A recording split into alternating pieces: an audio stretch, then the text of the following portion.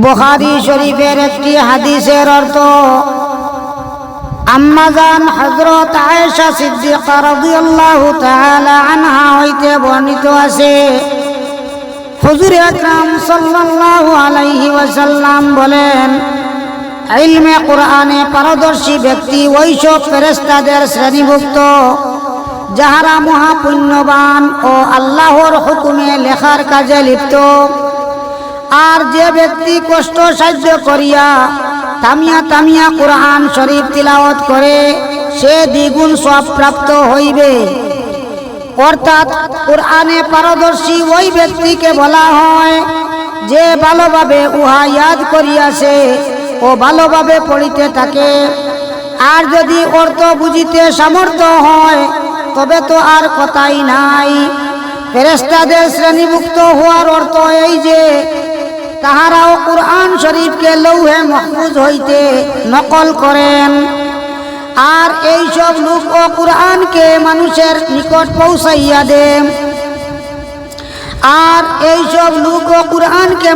নিকট পৌঁছাইয়া দেন। কাজেই উভয় যেন একই পথের প্রতীক। দ্বিতীয় অর্থ এই যে হাসরের দিন সে তাহাদের সাথে একত্রিত হইবে।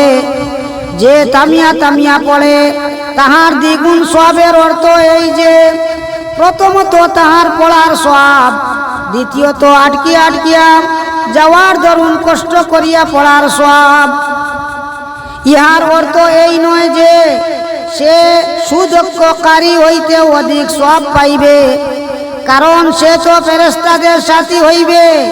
বরং অর্থ এই যে তামিয়া তামিয়া পড়িতে যে কষ্ট হয় উহার বিনিময়ে সওয়াব রহিয়াছে। সুতরাং কষ্ট হইবে বিদায় তিলাওয়াত ছাড়িয়া দেওয়ার কোনো অর্থ নাই। তিবরানী ও বাইহাকী গ্রন্থে উল্লেখ আছে, যে ব্যক্তি কুরআন শরীফ পড়ে অথচ তাহার স্মরণ থাকে না সে দ্বিগুণ সওয়াব পাইবে। আর যাহার মুখস্থ হয় না অথচ মুখস্থ করিবার জন্য বারবার চেষ্টা করিতে থাকে, আল্লাহ পাক পরওয়ারদিগারে আলম তাহাকে হাসরের ময়দানে হাফিজদের কাতারে উঠাইবেন। সুবহানাল্লাহ। আল্লাহ পাক পরওয়ারদিগারে আলমে আমরারে বেশি বেশি কুরআন শরীফ তিলাওয়াত করবার তৌফিক দেখবা। আমিন।